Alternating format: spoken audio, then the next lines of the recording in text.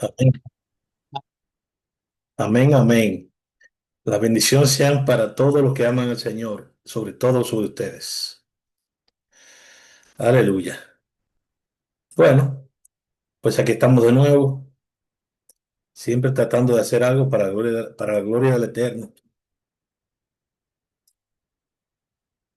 Yo tengo que pedir disculpas porque sabe que aquí cambiaron la hora. Aquí para mí eran las 11:22 de la noche. Digo yo, bueno, tengo tiempo, me da tiempo a lavarme los pies, la cara y los brazos, como hacíamos cuando chiquitos. Pero todo parece indicar que me equivoqué porque fue que cambiaron la hora. Ya ustedes saben. Pero vamos a iniciar entonces. ¿Cuántos somos ahora mismo?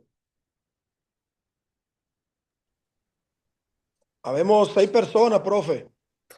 Damos la bienvenida entonces a todos y cada uno de ustedes en el nombre del Eterno y vamos a aprovechar el tiempo.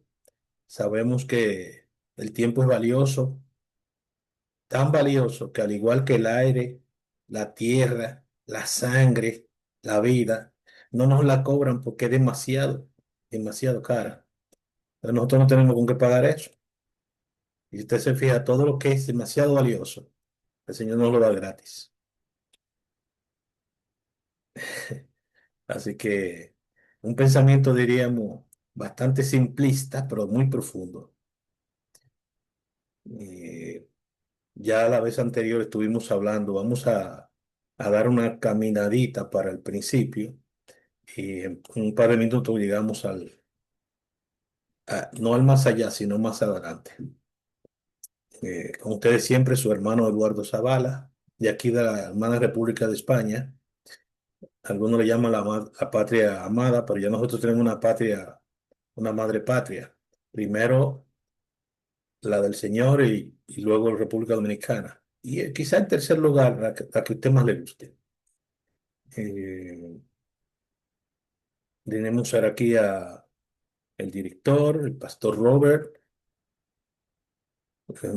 la pareja dinamita, Meli de León y León y Coma, Melvin, Fernelis, nos faltan muchos, pero ellos se irán integrando. Mm, Como ustedes recordarán, hemos iniciado esta clase de escatología bíblica y pretendemos con ella, bueno, pues sacar provecho de estos contenidos y organizar ideas que ya tienen, porque todos tenemos ideas realmente de qué se trata, pero siempre tratamos de incorporar elementos. ¿Para qué? Para eso mismo, para estar al día, para poder sintetizar y, y actualizarnos, porque en lo que los que escribieron en su tiempo tenían pensamientos, pero nosotros tenemos también nuestros pensamientos y nuestra forma de calcular las cosas o de determinar cosas y sacar conclusiones, hacer críticas, rectificar también, porque también nos equivocamos. Y a veces no es que están equivocados ni uno. Y se dice un dicho eh, que donde hay dos rabinos hay tres opiniones y a veces cuatro o cinco. Eh, de manera que el Señor le dio potestad. A veces la gente cree que el pensamiento solamente es lo que está escrito. Eso es lo que nosotros hemos aprendido. No, si no está escrito. Sin embargo, no es así. Si la palabra imagen y semejanza en significa mucho en español, pero en hebreo, que son el Selen y Demut, significa muchas cosas. Significa que nosotros tenemos potestad para cosas maravillosas que el Señor nos dio. Entonces, por eso usted escribe algo y a veces el Señor lo inspiró a usted, pero la gente cree que no, que, que no, que si no está ahí en ese grupo de libros, ya, su grupo de libros son totalmente valiosos. Pero usted tiene toda la potestad de escribir algo que sea valioso, de descubrir una vacuna, de escribir un libro de medicina, de mecánica, ya que nosotros tenemos muchas cosas buenas, valiosas que el Señor puso en nosotros. Así que por eso tenemos que ver lo que hicieron los otros. Cada padre quiere que su hijo sea una versión mejor de él. Yo se lo digo a los hijos míos, digo, yo quiero que ustedes sean una versión mucho más avanzada que yo, tan avanzada que puedan ser incluso hasta originales. Así que, nada, por ahí vamos. Estoy aquí buscando algo y en lo que les hablo. Pero pueden contarse algo bueno ustedes, señores. Vamos a tomar un minuto por lo menos. A ver, comas, ¿qué dice mi hermano Leoni o la hermana Mélida? ¿Qué dicen? Amado, gozándome, oyendo el planteamiento, porque pienso que vamos en la misma dirección. Yo pienso que las opiniones son importantes. A veces nosotros las cortamos de raíz y eso ha hecho que no haya tanta motivación en el pueblo muchas veces para expresarse. Y buenas ideas se pierden en el camino precisamente por la timidez de que ya hay una versión que debe ser esa, quiera uno o no, sea lógica o aceptable o no, esa es la que debe de ser y eso ha mutilado mucho y pienso que ha hecho un daño tremendo, porque cuando al ser humano se le coacta el derecho de expresar lo que él entiende y desde el punto de vista que él lo está viendo, para decirle sencillamente que no es correcto, entonces eso, siento que eso mutila y se pierde mucha sabiduría en el camino por no dejar que la gente se exprese desde su punto de vista, porque no todo es malo. Muchas veces nosotros de lo malo entendemos y aprendemos cómo no debemos hacerlo. Y entonces ya de ahí tenemos un beneficio. Eh, yo pienso que ese planteamiento que usted ha hecho y por la línea que lo enfoca, realmente me motiva muchísimo porque yo soy de lo que creo que aún de lo malo uno aprende porque usted aprende cómo no hacer lo malo de ahí en adelante. Y entonces, cualquier punto de vista debe dejar que se exprese, porque esto puede ayudarnos también, a nosotros también ayudar en la corrección si es que esté equivocado. Sí, había yo le llamaría un prócer hasta cierto punto político de nuestro país. Bueno, fundó dos de los tres partidos más grandes del país. Ustedes saben a quién me refiero. Y él decía que el que no lee no tiene derecho a la palabra. Era una forma, ¿verdad?, de decirlo. No es que sea cierto 100%, pero si nosotros tenemos la oportunidad de, de escudriñar y de aprender cosas, podemos enseñarle a otro con algún tipo de autoridad. Eso sí que, gracias por su expresarse, mi hermano, que tenemos todo que aprender, mucho, mucho, mucho. Todavía no, nos falta demasiado por aprender. Tanto que ojalá que el Señor nos regalara un poquito más, unos cuantos años más, ¿verdad? Para poder realmente seguir avanzando y dejando algún legado. Así que nada, yo creo que ya encontré lo que buscaba.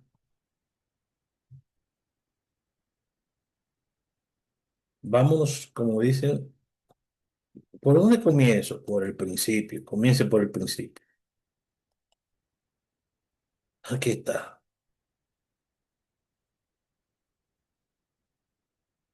compartiendo con ustedes. Me avisan cuando me dicen que cuando se vea.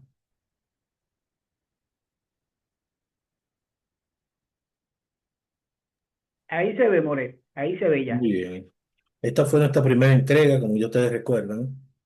Siempre agradeciendo a la Universidad Redime Christian University, como les digo de vez en cuando, aunque ustedes vean el logo de la Academia CEDACA, que también es de la misma familia, que dirigimos aquí en España y allá, pero la madre y maestra de nuestra enseñanza y de nuestra iniciativa es la Universidad Christian University, Redime. Redime Christian University o Universidad Cristiana Redime. Ya sabemos todo esto. Ahí hay parte de los conceptos que hemos estado viendo. fondos aquí, fondos allá. La vez anterior, el lunes pasado, estuvimos aquí ya en esta parte, en la segunda entrega, el 22 de octubre, y vimos ya hondamente algunas cosas de escatología, donde varios de ustedes y nosotros opinamos, leímos e investigamos. En la primera ocasión, pues dimos una pequeña introducción, pero en la segunda ya hablamos de algunos textos de la Escritura. Nosotros le llamamos Tanakh, aunque la mayoría le llaman Antiguo Testamento. Sabemos que eso es una construcción teológica tardía, eso del Antiguo Testamento, pero si la gente lo entiende así, lo utilizamos. Eh, Vamos a poner todo para acá. Eh, Estuvimos diciendo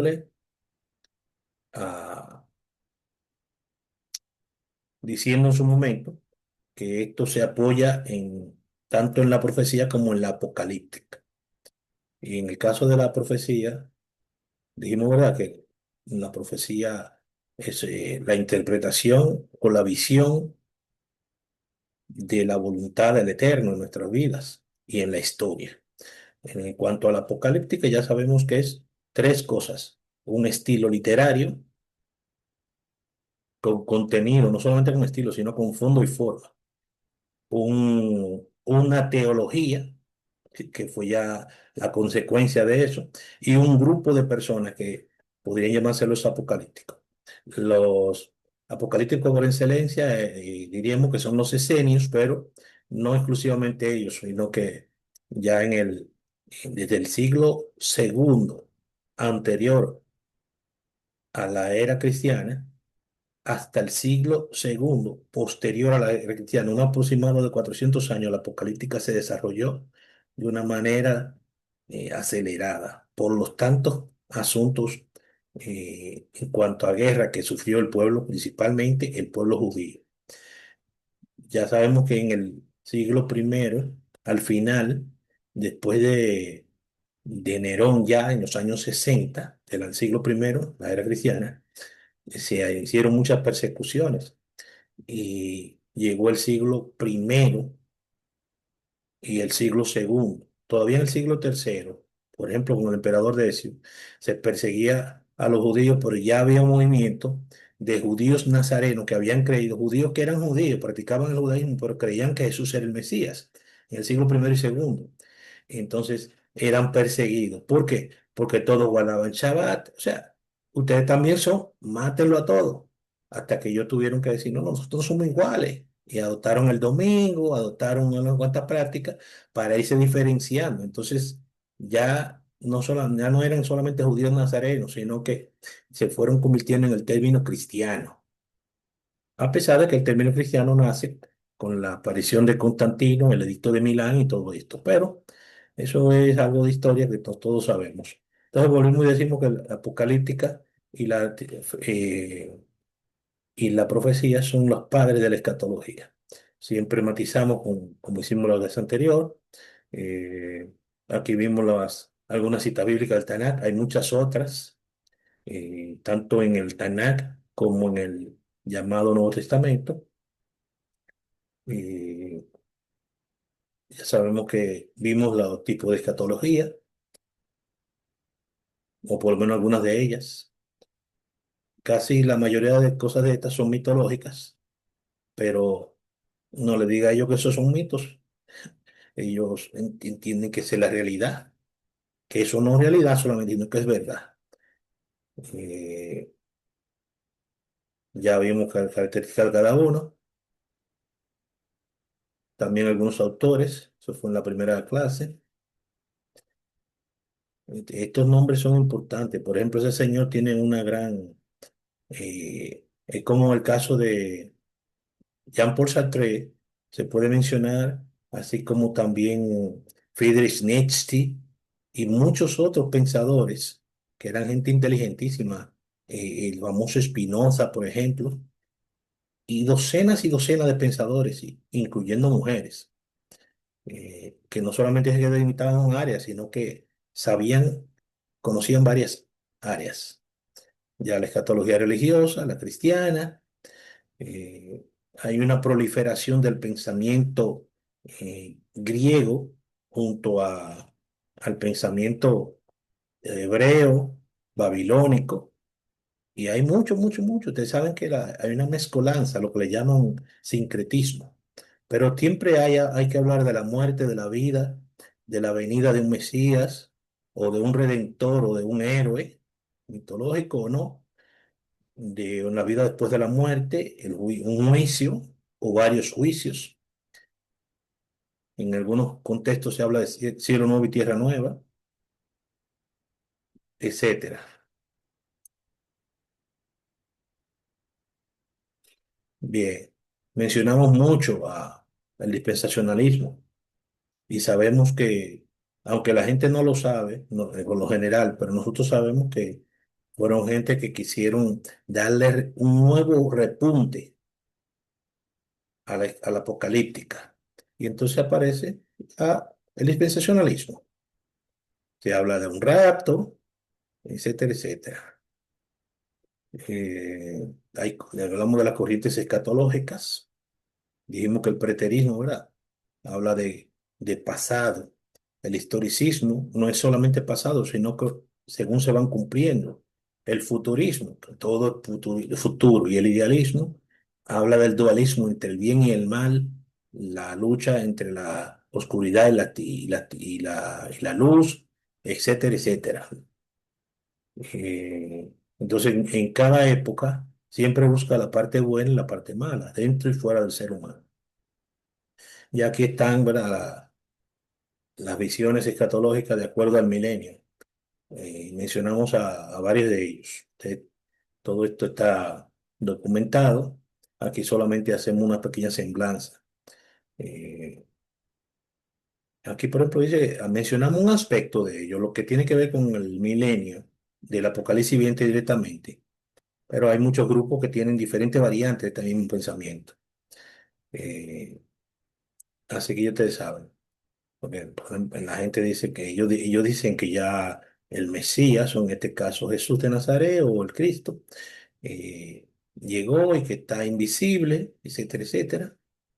eh, que Satanás fue apresado. eh, Está la escatología postmilenialista, la rabínica, que tiene algunas diferencias también. Ellos hablan de el fin de los días, ¿verdad? Con la venida de un Mesías que desciende del rey David, literalmente la reunificación de las tribus de Israel, y no solamente eso, sino la vuelta a su tierra, una era de paz mundial. Algunos no creen que un Mesías literalmente viene, sino que es una era mesiánica, etcétera, la reconstrucción del templo. Ya mencionamos lo del Islam, ellos tienen mucho material sobre eso. Sabemos también que es una gran copia del Tanakh hebreo, donde, por ejemplo, para mencionarles algo, ellos entienden que eh, Isaac era el hijo de la promesa, perdón, Ismael, y que Isaac era el hijo de la esclava. O sea, lo ponen al revés de como lo creemos nosotros, o al derecho de ellos y al revés de nosotros, como que no importa. La mitología nórdica o de los vikingos, famosos vikingos, que Groenlandia, Suecia, esos países por allá, en los Países Bajos, por decir eso, parte de los Países Bajos. Eh, y ahí está una gráfica del dios del martillo, Thor. El mazdeísmo, ya sabemos, ese tiene mucho que ver con la parte del pensamiento, de cómo evolucionó el judaísmo post-exílico, y también la entrada del bien y el mal en el pensamiento, donde sabemos que el hebreo y el judío pues entendían que todas las cosas las hacía el mismo Dios eterno. Yo soy yo, Yahvé, que creo la luz y hago las tinieblas, que creo el bien y la adversidad, etcétera, etcétera. Todos se lo atribuyen. Por eso Job decía, bueno, Dios me lo dio, Dios me lo quitó. Decía Job, Dios me lo dio, Dios me lo quitó. Pero ya luego, cuando ellos regresan del exilio, ahí pasan 70, 80, 90, 100 años, porque recuerden que no volvieron todos del exilio, sino una mínima parte. Eh, entonces, y eso hablando de Babilonia, porque la que correspondió, que está en el libro de Segundo de Reyes, eh, que se llevaron los asirios, de eso volvieron muy pocos. Que llegaron fueron los samaritanos y todo eso. Entonces, los que llegan de Babilonia y de Persia son muy pocos y ya hay una evolución del pensamiento. ¿Qué tienen ellos de bueno? Bueno, ellos empezaron a crear un monoteísmo, porque antes no era monoteísmo, ellos creían en varios dioses y también creían en la monolatría o la enolatría o el enoteísmo, y donde creían, ¿verdad?, que había un dios principal y dos dioses menores. Ya luego entonces en el monoteísmo se le llama el Dios principal, es el único, Dios único, y lo que hay son ángeles, y se crean jerarquía de ángeles. No es que no se crean, no es que no existieran, sino que ellos le dan nombre y todo eso. Eh, el cristianismo, como se parecen a los dominicanos, que siempre tenemos nuestro punto específico, le ponemos el punto a la I. Y entonces el cristianismo pues ya no solamente se conforma con eso, sino que le añade lo que llaman guerra espiritual. Entonces vamos añadiendo cada uno lo nuestro, ya ustedes saben, es rico esto. Bueno,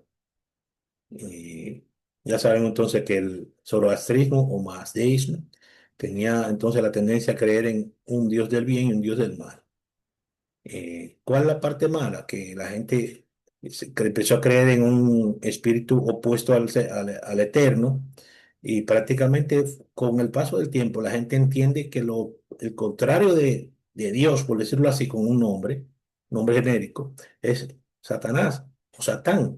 Pero nosotros sabemos que Satán primero no es un nombre, ni siquiera es un ser específicamente que se llame así, pero tampoco si existiera, nunca tendría poder para enfrentarse al Todopoderoso. O sea que realmente teníamos, lo que estamos estudiando un poquito, vamos teniendo una idea un poquito menos turbia, ni siquiera clara, sino un poquito menos turbia que los que no estudian nada.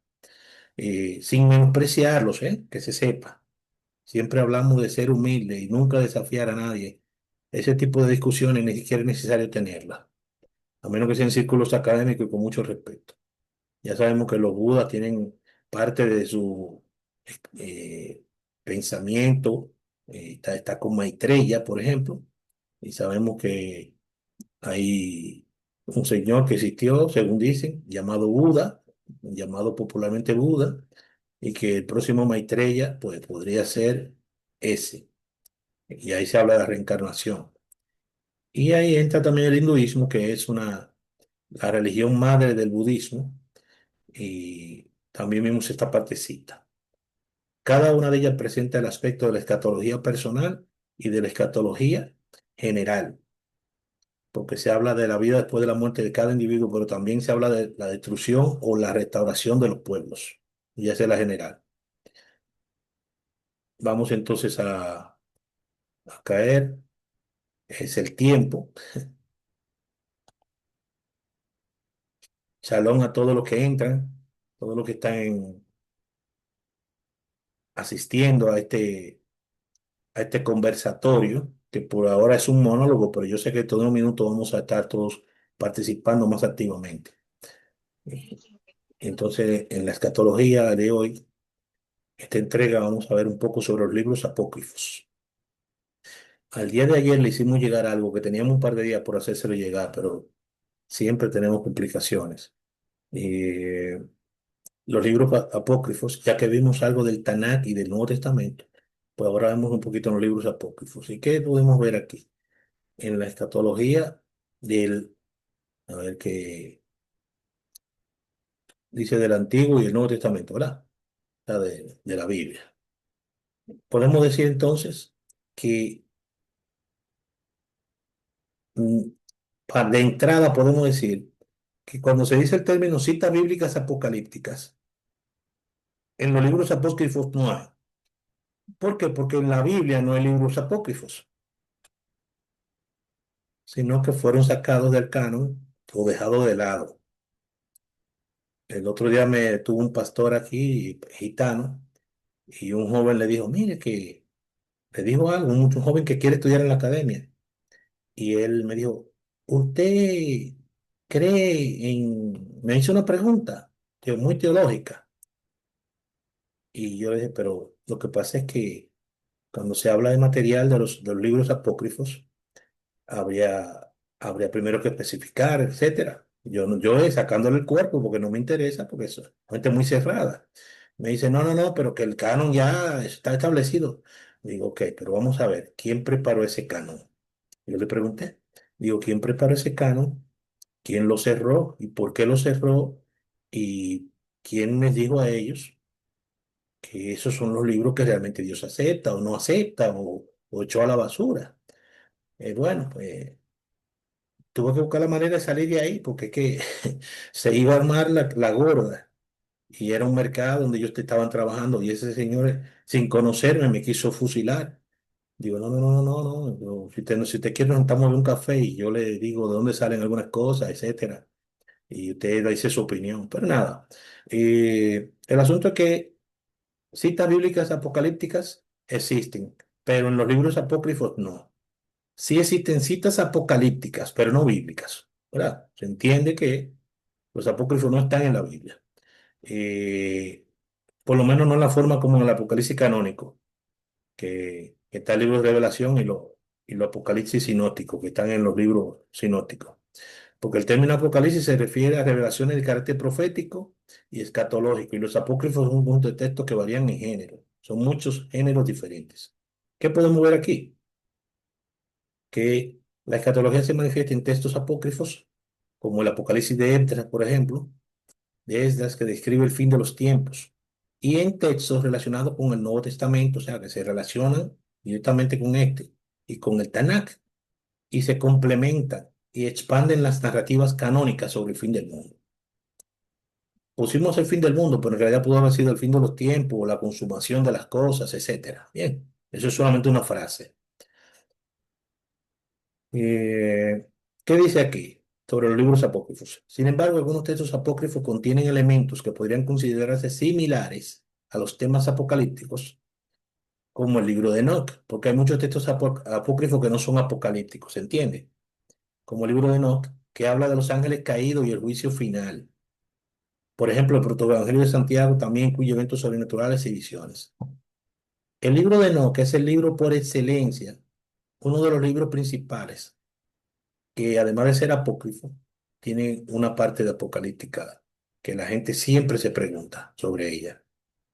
Trata mucho sobre eh, cosas que están en el Génesis y, y en el mismo libro de Revelación. O sea, menciona cosas que están en el libro de Judas, por ejemplo, en el segundo libro, segunda carta de Pedro.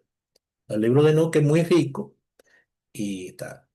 Y bueno, pues ya ese libro de Enoch, como dice aquí, habla de ángeles caídos o los famosos vigilantes que descienden a la tierra, tienen relaciones con mujeres humanas, relaciones sexuales, y esto genera problemas por los hijos que engendran, que eran grandísimos, etcétera. Contiene visiones del juicio final, donde Dios castigará a los pecadores. Para mencionar algo del protoevangelio de Santiago, incluye visiones y eventos sobrenaturales también relacionados con la vida de María y Jesús. El martirio de Zacarías lo menciona, o sea, el padre, o de Seraías, el padre de Johanan Hamadías o el Bautista, lo que puede interpretarse como una persecución y un evento apocalíptico. Por ahí sigue.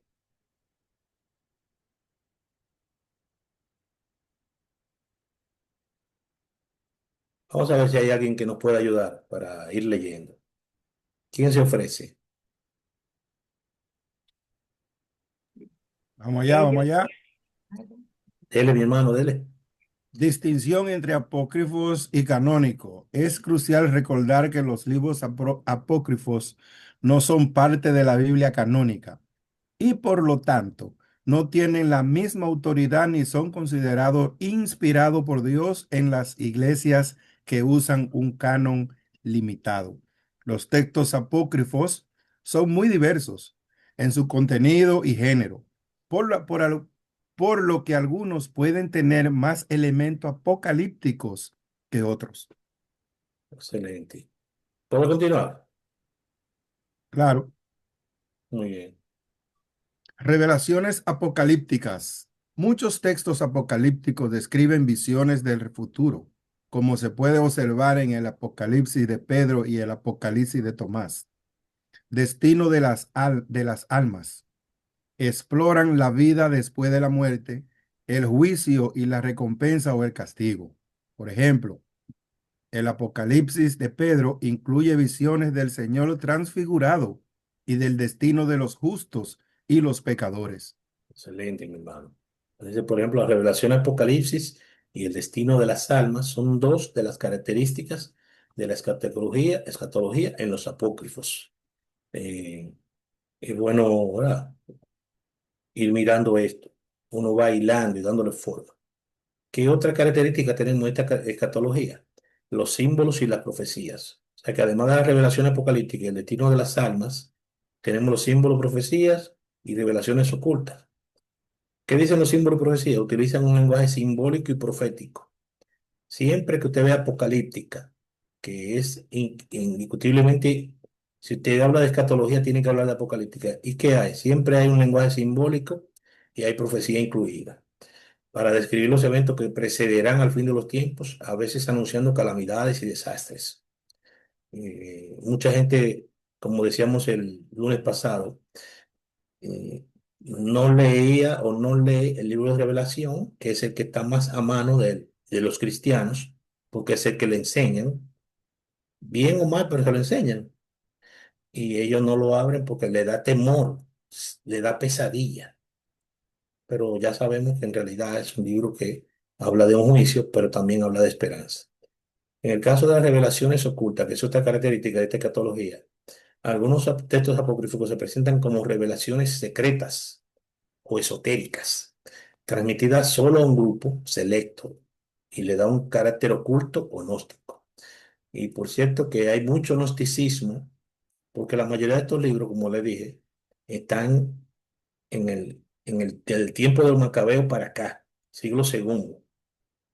Siendo así que ya el pensamiento griego estaba, la filosofía, pero también acuérdense que hay escritores como Homero y muchos otros, gente que tenía todo lo que se llamaba, eran gente que sabía mucho, mucho, mucho de la mitología griega y de otras mitologías. Entonces, tanto de la egipcia como babilónica. Entonces, cuando todo eso se combina, ya ustedes saben, tenemos textos ahí ugaríticos, acadios, etcétera, que, que se hablan de cosas, y cuando eso se evoluciona con el pensamiento griego, aparece, entre otras cosas, el gnosticismo.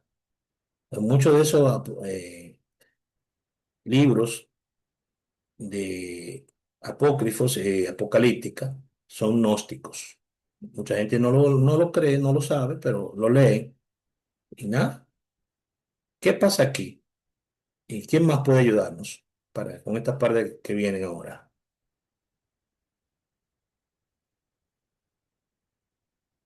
¿Quién más nos puede Yo ayudar? creo, profesor, Por favor, ah, bienvenida, siervo. gracias. Importancia y contexto. A pesar de no ser canónicos, estos textos ofrecen una visión de la diversidad de creencias y especulaciones escatológicas en los primeros siglos del cristianismo y el judaísmo.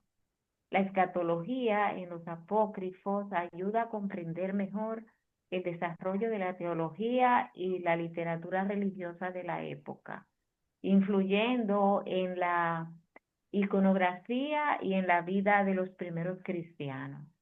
Excelente. No se me vaya, cielo, para que continuemos. Y fíjense cómo dice aquí, que esta escatología en el segundo párrafo ayuda a comprender mejor el desarrollo de la teología y la literatura religiosa. ¿Por qué? Porque son más detallados, tienen más detalles. Y dice que influyen en la iconografía y en la vida de los primeros cristianos.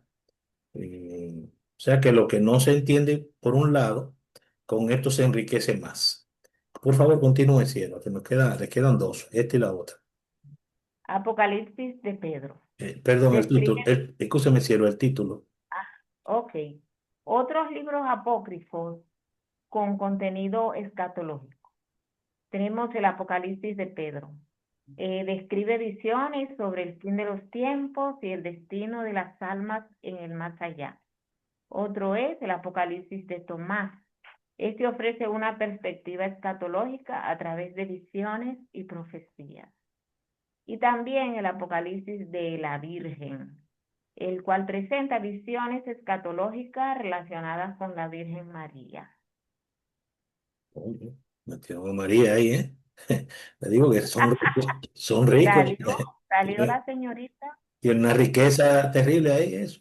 Termine ahí, Sí. Ciela, por favor. Apocalipsis de Esdras. Contiene profecías sobre el fin de los tiempos, el juicio final y la liberación de los justos. Otro es la consumación de Tomás. Es otro texto que aborda el fin de los tiempos. También está el primer y segundo Apocalipsis de Santiago. Este incluye profecías y visiones escatológicas. Amén, muy bien, gracias, Ciela. Ok. Bien, y ustedes ven que mencionamos ahí 6 o 7. eh, Mencionamos a Enoc, el protoevangelio de Santiago, estos 6 que mencionamos ahora, pero son docenas y docenas, ¿sabes? Mire, este Apocalipsis de Santiago, son 2, por eso dice, incluyen estos 2 libros, profecías y visiones escatológicas.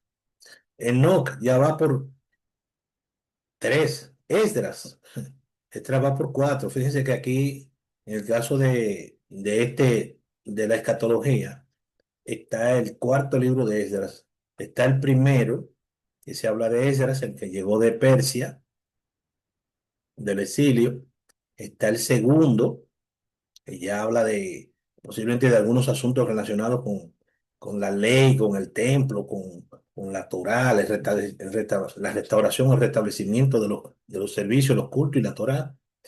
Pero el cuarto, bueno, por cierto, que se dice que el tercero se le llama el de Nehemías, pero el cuarto es el que tiene que ver con escatología, hasta donde sabemos.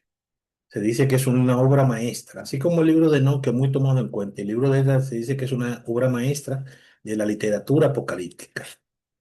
Sabemos que no fue Esdras, ¿verdad? Porque se habla de final del siglo primero, como dice ahí. Su composición, final del siglo primero.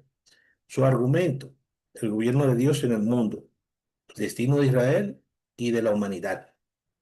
También hace énfasis en el juicio divino y en la retribución individual en el más allá. Y esto lo hace un libro de influencia profunda en el cristianismo. Fíjense que cuando habla del final del siglo primero, pues ya está más influenciando a los escritos, porque el cristianismo, el desconocimiento del idioma hebreo, de las costumbres hebreas o judías, no le hacía profundizar, había que sacar de abajo. Entonces, mientras más cercanos eran los escritos a ese pensamiento, más influenciado por lo griego y lo romano, o lo greco-latino, pues podían echar mano más de esto, porque dominaban más la costumbre de la época. Usted puede hablar del tiempo de Duarte, incluso del periodo de los haitianos, que se ha hablado poco de eso, aunque fueron 22 años directamente.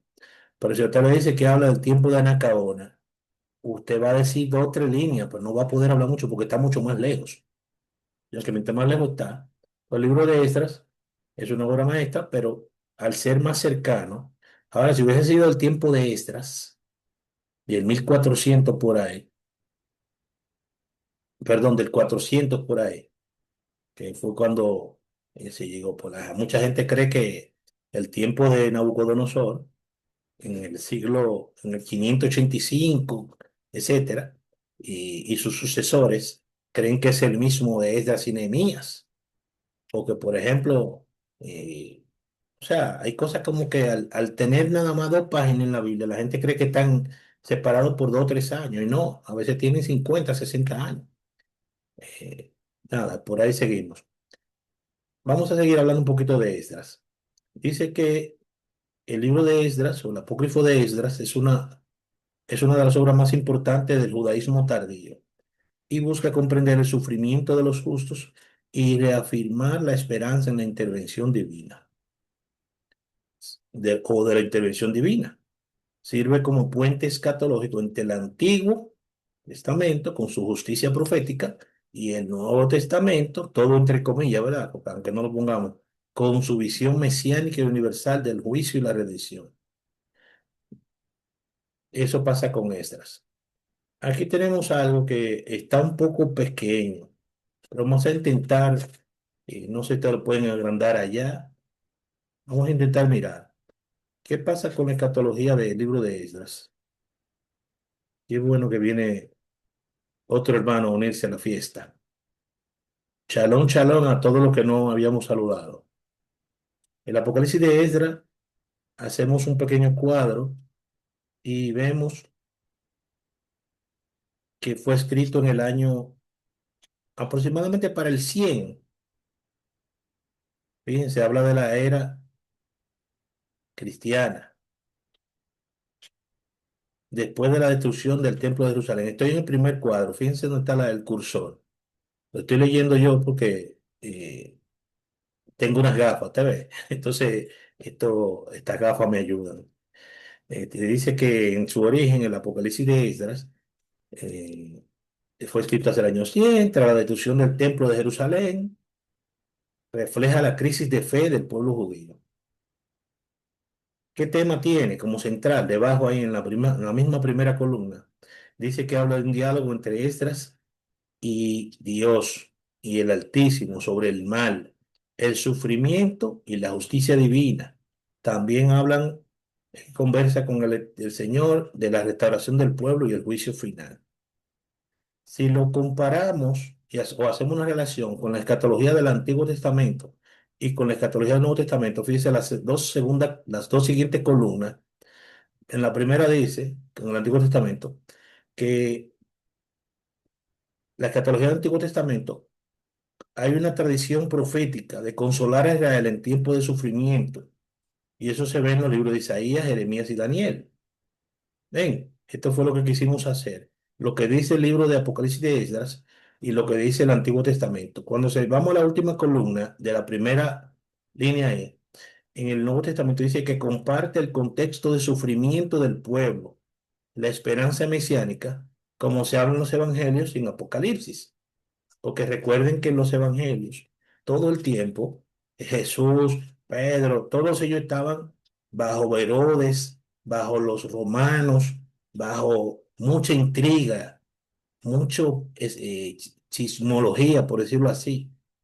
Había espionaje, habían sicarios, habían esenios, habían gente que estaba conspirando porque había que sacar a Roma, porque Roma no podía estar ahí, porque nosotros somos los pueblos escogidos y hay que pelear. Entonces, hay se da una cantidad de escritos también en el Nuevo Testamento, eh, como por ejemplo podemos ver en Marcos 13, Lucas 21, donde ahí el que escribe menciona lo que puede acontecer o lo que va a acontecer, pero en realidad se menciona mucho sobre esa persecución, porque pues, recuerden que hay uno que dice que Pilatos mezcló la sangre de los sacrificios con la sangre de unos judíos que estaban ahí. Y la gente en el libro de Mateo ponen a Pilato como un hombre que tuvo un sueño, que por aquí, por allá. Pilato,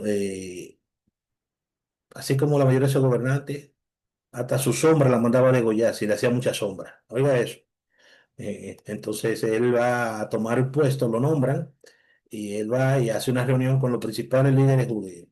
Pero cuando le dicen, ah, no, que hoy toca un sacrificio en el templo de ellos y están para allá los principales, él dijo, ok, tráigamelo. Pues lo mandó a buscar y degolló un grupete ahí. Entonces, por eso dicen, creo que en el libro de Lucas, uno de ellos, que dice, o bueno, uno de ellos, dice, cuya sangre Pilato mezcló con los sacrificios. Fue que ellos estaban haciendo un sacrificio. Entonces dice, ah, entonces yo no soy importante. Tráiganlo. Y lo degolló a todos. Entonces ya ustedes saben. Entonces eso se llama persecución. Por eso existe también en el Brit Hadashah o Nuevo Testamento, existe también lenguaje apocalíptico. quise hacer ese pequeño eh, avance ahí. Ya en la línea de abajo mencionamos que el Apocalipsis de Esdras tiene un diálogo entre Esdras y Dios sobre el mal, etcétera. Pero ¿qué dice el Antiguo Testamento? En el Antiguo Testamento se retoma el problema de la teodicea presente en Job, por ejemplo, y en Habacuc. ¿De cuál? ¿Por qué prosperan los impíos y sufren los justos? Eso es algo que se ve mucho en el Nuevo Testamento. Muchos escritores y pensadores le preguntaban al Señor en oración, etcétera, ¿por qué? Recuerden que Daniel se mete en oración y dura no sé cuántos días diciendo, Señor, pero ¿por qué? Porque, ok, que había gente mala, pero ¿por qué tanta gente buena tuvo que sufrir? Y usted, mire, su corazón se pone pequeñito, como que dice, no me va a entrar ni una aguja siquiera hasta que el Señor no me conteste. Hay gente que hace huelga al Señor. Bueno, pues, yéndonos aquí al Nuevo Testamento, en la última parte, aquí debajo, dice que en cuanto a esto, de la escatología del libro de Esdras, ¿cómo lo comparamos? En el Nuevo Testamento se relaciona la parábola del reino y el juicio. Y ahí viene en el libro de Mateo, por ejemplo, que se menciona eso. Y se habla de la justicia final, perdón de Dios. Pero estas columnas no terminan aquí. Podemos ver en esta próxima pantalla que con relación al Mesías, el Apocalipsis de Esdras dice, habla de una figura mesiánica humana y gloriosa que establece un reino temporal antes del juicio final.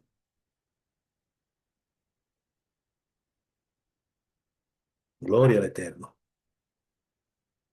En este caso, sobre el Mesías, la segunda columna del centro, no sé si ven el puntero, dígame si el puntero se ve, moviéndose ahí como una estrellita ahí. Me dígame. Sí, Ok, se ok. ve, profe. Muy bien. Dígame, Gracias. Eh, entonces ustedes ven que el libro, ahí no le pusimos el encabezado, pero el Apocalipsis de Esdras habla de una figura mesiánica, humana y gloriosa, mientras que y sobre ese mismo Mesías, el Antiguo Testamento, ¿dijo alguien algo? ¿Alguien habló? Bueno, en el Tanakh conecta al ungido que se menciona en el Salmo segundo y en Daniel capítulo 7. Mientras que en el Nuevo Testamento se anticipa la realeza mesiánica de Cristo en Lucas 1, 32, 33 y Apocalipsis 11, 15. O sea, estamos hablando de escatología en el libro de Esdras, Antiguo Testamento y Nuevo Testamento. Sobre la visión del juicio, fíjense, ¿qué dice el libro de Esdras? Habla de un juicio universal donde los justos son vindicados, por fin reciben algo, y los impíos son castigados. La resurrección es limitada y selectiva. Recuérdense que sigue siendo una visión judía. Eh, ¿Qué dice el Antiguo Testamento? Bueno, sobre la visión del juicio, amplía la visión del juicio de Daniel 12 y dice que uno es para vida eterna y otro para vergüenza. Y hay muchas otras partes también, en Habacuc, Sofonías, etcétera. En la visión del juicio del Nuevo Testamento, prefigura el juicio final que está en Revelación capítulo 20, aunque también en Mateo 25 dice que irán estos, los justos, a la vida eterna y los malos al castigo eterno. También en el capítulo 7 dice apartado, donde dice apartados de mí, hacedores de maldad, nunca los conocí, etcétera. Por fin, en el destino de los justos e impíos. Sigue la misma línea, porque eso viene siendo juicio. Los justos descansan en lugares luminosos hasta la redención y los impíos son atormentados. Eso en el libro de Esdras, en el Apocalipsis de Esdras. ¿Qué dice el Antiguo Testamento? Por ejemplo, menciona aquí Isaías 26, 19, 21. Habla de resurrección y castigo de los impíos. Para mencionar algo del Antiguo Testamento. Y en el Nuevo, habla del contraste cielo-infierno en Lucas 16, con la parábola del rico y Lázaro. En Mateo 25, 46, ahí donde habla lo que acabamos de mencionar. Eso es haciendo una comparación de lo que dice el Apocalipsis de Esdras, el Antiguo Testamento, sobre el mismo punto, Mesías, el juicio, los justos y los impíos, y el Nuevo Testamento. Me gustaría ver si ustedes pudieron leer algo de lo que le enviamos, quizá cualquier cosa que usted haya visto, que le enviamos ayer. Eh, No importa que no tenga que ver directamente con esta parte del libro de Esdras. Si lograron ver algo, coméntenme, por favor. Profe, yo no tuve la oportunidad de leer el material que enviaron porque en esta semana he estado caminando por los asuntos de los médicos y ya eso lleva mucho tiempo. Sí, sí, sí. Así mismo es. ¿Quién me habló? El pastor Robert. Ah, muy bien, Pastor Robert. Un placer. Perdóneme que aquí en la pantalla, aquí cuando uno tiene ya con esta diapositiva, no ve los nombres. No, no, no se entiende. Además, fue muy poco tiempo. Yo era para por lo menos enviar algo, usted ve, porque tenemos tiempo después de esto. Si no nos vamos de aquí, pues, si no me equivoco, Wellington está por ahí y quiere decir algo. Pidiendo perdón primero por el tema de entrar tarde, por el trabajo y esto.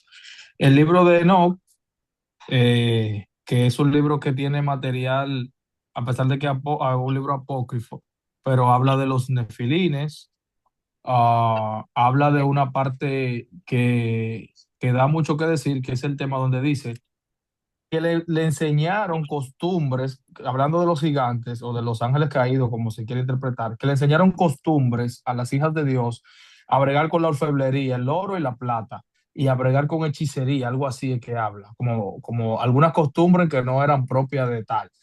Entonces, ese tema de los nefilines, que se toca en el libro de Enoch, es un tema que por mucho tiempo la ciencia y la fe siempre ha querido buscarle una explicación al tema. Porque obviamente, aunque no hay una evidencia literal o per se, pero sí hay osamenta de un tamaño anormal.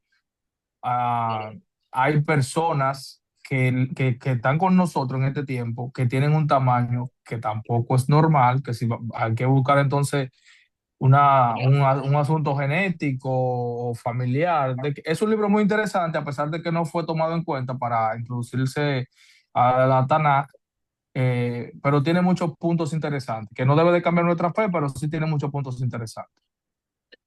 Muchas gracias por su comentario, Ambiori. Sí, lo que pasa es que, recuerden como le decía, que la mayoría de esos libros están entre el siglo primero y siglo segundo, antes de la era común, y también el siglo primero y siglo segundo, el de la misma era común. ¿Qué significa eso? Que el canon hebreo estaba cerrado, que se dice que Esdras fue el que más trabajó en eso, del establecimiento. Y le voy a decir brevemente por qué Esdras hizo eso. Y no estoy hablando del Evangelio de Esdras o el Apocalíptico de Esdras, sino Esdras, el escriba, el verdadero. Lo que pasa es que ellos se vieron muy cerca de la desaparición. Si Nabucodonosor si hubiera sido, que no era que no lo era, pero si hubiese tenido intención de borrarlo de la tierra, él lo hace. Sin embargo, simplemente él castigó a lo que tenía que castigar, se llevó a los otros, pero no se habla de un gran sufrimiento con el libro del Babilonia, ni tampoco con Persia, con excepción de cualquier hecho aislado, o el caso de Amán con la reina Esther, no se mencionan hechos porque esa gente no eran como los asirios. Los asirios, y ustedes ven, lo mencionamos hace un rato, ellos agarraban un pueblo y no se conformaban con maltratarlo y eran sanguinarios totalmente y nunca le permitían volver a su tierra. Ellos lo repartían por pedacitos. Por eso que se dice que las 10 tribus nunca volvieron. Incluso los pueblos preferían la muerte a que ellos los esclavizaran, porque los asirios eran muy malos.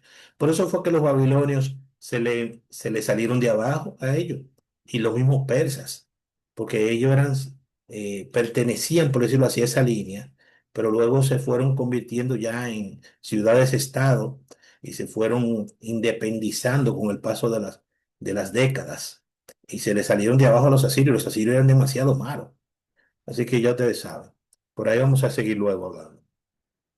¿Qué tenemos aquí? Tenemos el Apocalipsis de Abraham, ¿verdad? ¿Y qué le podemos decir de este señor? Aleluya.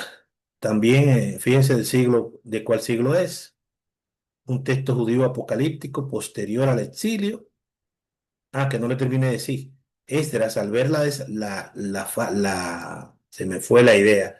Esdras, al ver la dificultad que habían tenido y que posiblemente hubieran podido ser desaparecidos, dijo, no, vamos a comenzar a preparar nuestro material de nuevo y a recopilar y hablar con todos los ancianos que se recuerdan de los libros que desaparecieron y a reconstruir nuestra cultura. ¿Se ve? Por eso mucha gente dice que la Torá, aunque es antigua, fue escrita en un tiempo ya posterior. Entonces tenemos un libro de Job que uno dice, bueno, ese libro de Job es antiguo. Ok, lo de Job es antiguo, pero cuando lo escribieron o cuando compilaron ese material, ya eso es otra historia. Porque Esdras y compañía, el grupo, el equipo de Esdras se encargó de rescatar lo que había por ahí. Por eso se habla de la tradición oral y de la tradición escrita. Así que usted sabe. Eh, lo mismo pasó cuando los judíos destruyeron el templo en el año 70, los romanos. Ya luego termina con Masada en el 73, la masacre o la guerra que terminó ahí. Luego en el 114 vuelve otra guerra judía, que el historiador Josefo lo menciona también, con el emperador Trajano, y la guerra con Adriano en el 135 donde Trajano, perdón, Adriano ya muere en el 138, pero hubo una guerra en el 135. Y en cada una de ellas mataron cientos de miles. Incluso en el tiempo de Adriano se mataron a muchísimos líderes, no solamente el pueblo X, sino muchísimos líderes rabínicos.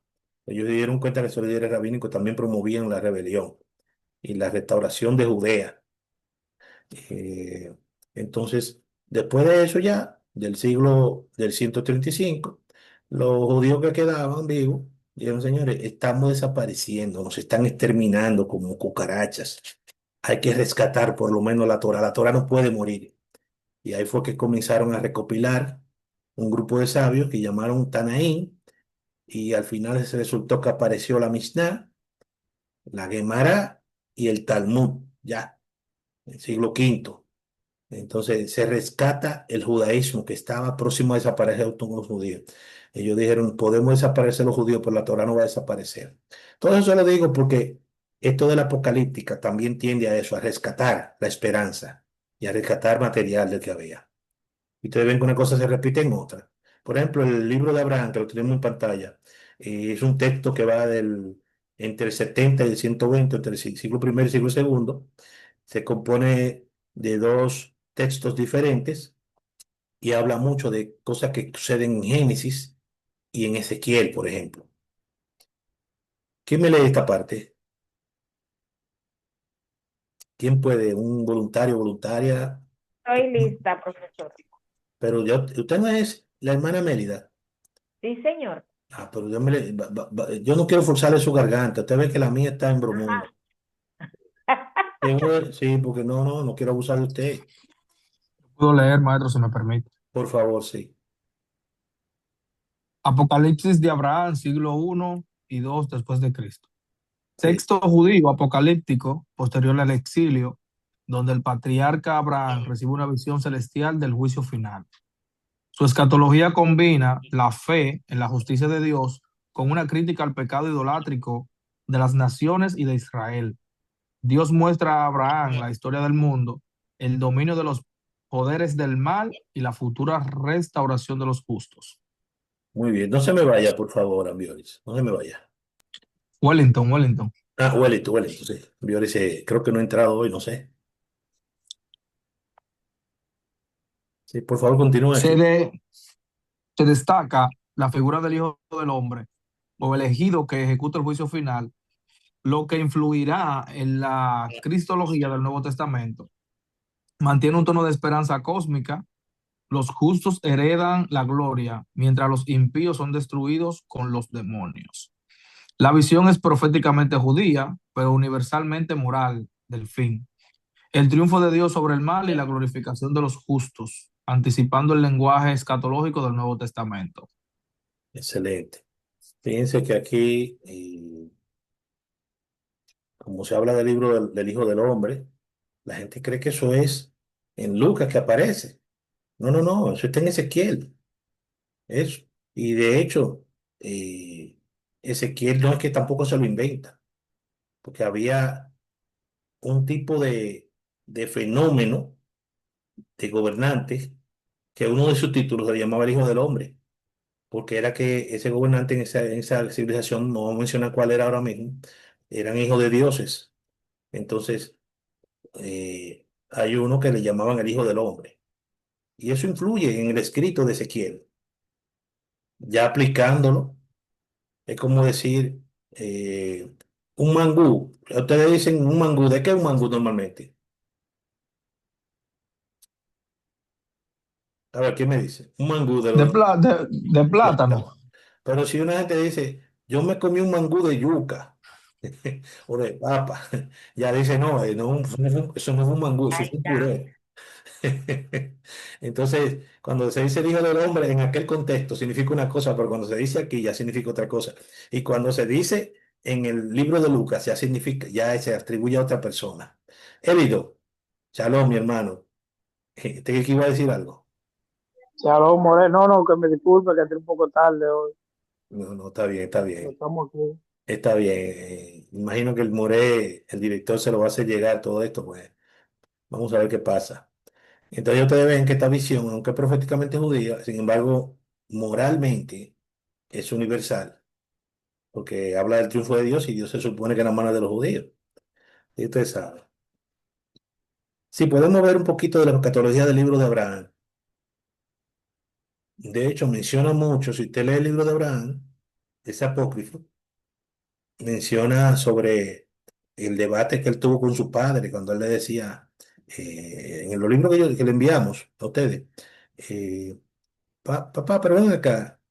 Entonces, en el taller tú tienes tal Dios, pero yo lo encontré en el suelo.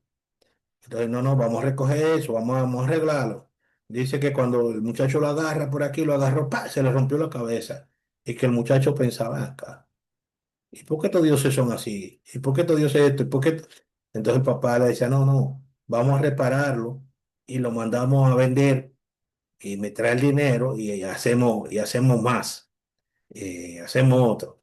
Entonces dice que un asno se salió volando, salió corriendo porque se asustó con un camello y se cayeron tres ídolos y se rompieron. Entonces el muchacho lo que quedaban lo vendió a buen precio, porque se dice que era muy inteligente. Y cuando llegó el dinero dice, wow, gracias a los dioses. Y dice, mira, esos dioses no sirven para nada. Entonces el muchacho tuvo un debate con el papá, hasta que al final, pues nada, el papá lamentablemente se dice que fallece. Y entonces el Señor le pregunta a Abraham, ¿y, y qué pasó? No, mi papá, porque no quiso escucharme. Ah, bueno, pues así mismo la gente tiene que escuchar. Vamos a ver lo que dice aquí. ¿Qué podemos analizar sobre el Apocalipsis de Abraham en su escatología y la escatología del Antiguo y Nuevo Testamento? Creo que se ve ahí, ¿verdad? Sobre el origen y contexto. ¿Qué dice el Apocalipsis de Abraham? Es una obra judía del siglo primero segundo, después de la cristiana, posterior a la destrucción del templo. Fíjense cómo es. Entonces, aunque habla de Abraham en aquel tiempo, sin embargo, este libro apócrifo fue escrito más recientemente. ¿Qué dice el Nuevo Testamento? Que nace el origen y contexto del libro de la escatología, sobre lo que trata el libro de Abraham, nace de la tradición profética y la sapiencia post-exílica. O sea que ahí coinciden. El origen y contexto del contenido del Apocalipsis de Abraham en el Nuevo Testamento. Lo que dice es que influye en el pensamiento apocalíptico cristiano. Eso es lo que dice. Entonces, cuando usted ve que Pablo menciona, ¿no? Que Abraham, en Gálatas, por ejemplo, que está hablando de Abraham eh, y hablando de que hay una esclava y que hay una que es la oficial, etcétera. Él está hablando de Abraham, pero él se ha leído posiblemente también estos libros de Apocalipsis de Abraham. Ok, el tema de Abraham, del Apocalipsis de Abraham, es la visión del juicio final y la caída de los ídolos y la victoria del justo. ¿Qué dice el Antiguo Testamento sobre ese mismo tema? Habla de la Isaías 24 al 27, que lo mencionamos el otro día, de Daniel 7 al 12, habla sobre el juicio de las naciones. ¿Qué dice el Nuevo Testamento? Establece un paralelo con el juicio del Apocalipsis de Juan y Mateo 24 y 25 también. O sea que el tema central del juicio final se mantiene tanto en el apócrifo como en ambos conjuntos de libros. Sobre el elegido o hijo del hombre. ¿Qué dice el Apocalipsis de Abraham? Habla de una figura celestial que actúa como mediador y juez. En el caso del Antiguo Testamento, anuncio mesiánico en Daniel 7, 13 y 14, y en más lugares, claro. Pero en el Nuevo Testamento habla de Cristo como juez y redentor. Ahí menciona Juan 5, Apocalipsis 19, 11 y muchos otros lugares. En ese mismo cuadro, de la escatología del libro de Abraham, fíjense que esto tiene datos, no tiene muchas gráficas, no sea, por favor no se duerman, no es que vamos a durar muy tarde tampoco hoy. Sigue diciendo sobre los poderes demoníacos que dominan temporalmente en la historia.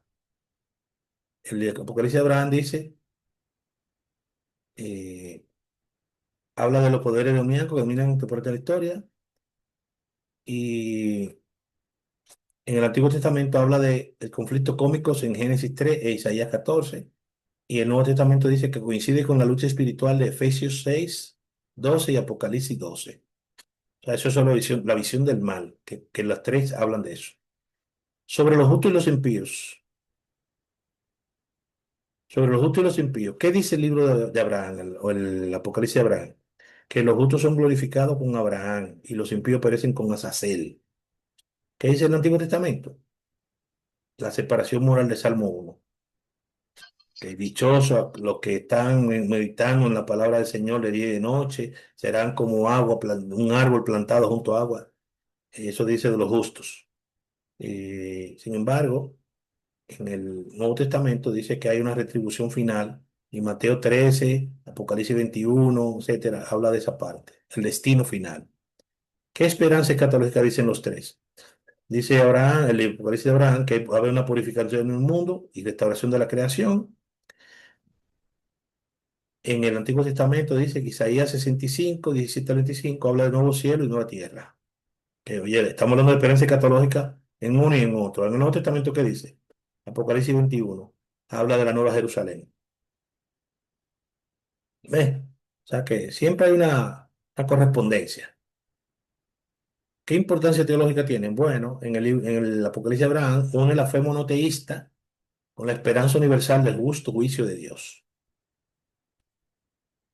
Aquí en el Antiguo Testamento dice que culmina la esperanza profética, o sea, se cumple, por decirlo así. Y en el Nuevo Testamento prepara la teología cristiana del juicio y la redención.